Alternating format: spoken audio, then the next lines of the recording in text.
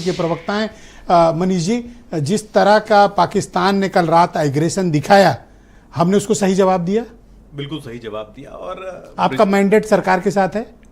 वो तो पहले दिन से है, पहले दिन से। आज राहुल जी भी कह रहे थे ना। नहीं, हम तो आप देखिए पहलगाम के बाद 3 CWC की बैठकें कर चुके और लगातार हर बार कर ये स्पष्ट कर देते हैं कि हम पूरी तरीके से बिना किसी शर्त, बिना किसी बात के सरकार के और सेना के साथ हैं। क्यों? क्योंकि बात देश की है और देश की है तो हम सब देश के साथ हैं। और भारतीय सेना का एक बहुत गौरवशाली इतिहास रहा। ये सौभाग्य है, मैं आपको धन्यवाद दूंगा कि आज इतने बड़े बड़े सेना के हमारे नायक बैठे हैं, उनके साथ हम लोगों को बैठने का सौभाग्य प्राप्त है।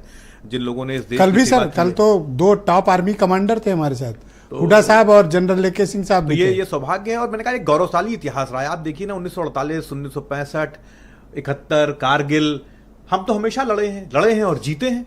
हम इनिशिएट नहीं करते, शुरुआत नहीं करते, लेकिन जब भी उधर से शुरुआत होती है हम चढ़ के मारते हैं। हम तो 65 में भी घुस गए थे, हम तो 71 में भी घुस गए थे, 2 भाग कर दिया हमने। कारगिल में भी उनको जवाब दिया, मुंह तोड़कर जवाब दिया, हमने फिर जवाब दिया। तो इस सेना का एक गौरवशाली इतिहास रहा है और पूरी कांग्रेस पार्टी, पूरा विपक्ष सब सरकार के साथ है, क्योंकि आज बात देश की है। ऑलराइट तिवारी सर, मैं आपसे समझना चाहता हूं और मुझे आप बताएं कि हम आगे क्या एक्सपेक्ट करें कि किस तरह की पाकिस्तान एग्रेशन दिखा सकता है, और जो अतीत रहा है पाकिस्तान की आर्मी का, हमें किस तरह की सावधानियों की ज़रूरत है, फुट सोल्जर्स को भी, हमारे एयर डिफेंस सिस्टम को भी और हमारी नेवी को भी, हमें किस तरह की सावधानियों की ज़रूरत है?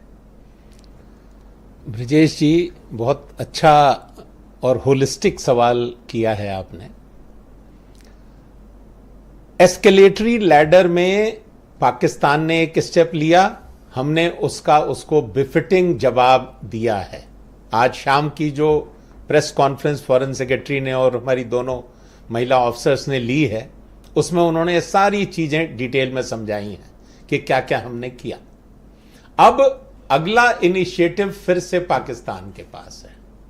अगर पाकिस्तान इसको एक स्टेप और आगे बढ़ाना चाहता है और वो कोई भी एक्शन अपनी तरफ से लेगा तो उसको पूरी तरह से खामियाजा भुगतना पड़ेगा। सर, शांत होके तो बैठेगा नहीं, क्योंकि उनके यहां तो फौज ही सबकी बाप है, सरकार तक फौज की है वहां तो। लेकिन आपको यह भी समझना वहां का प्राइम मिनिस्टर नकली पीएम है, वो बिल्कुल झूठा है। इमरान खान को जेल में डाल के पीएम बना बैठा है।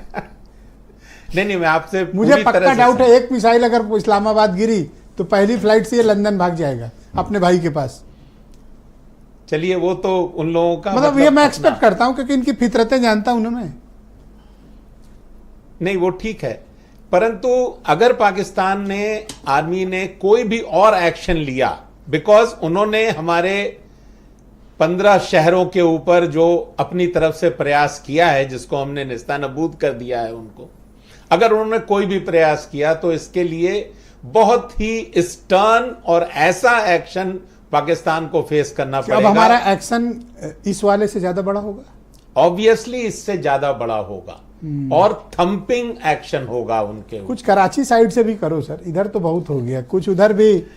ये तो चलिए, हमारे होनी चाहिए जो सलाहकार हैं, जो लोग प्लानर्स हैं, वो अपना काम करें। वीरेंद्र जी भी आ गए हमारे साथ डिबेट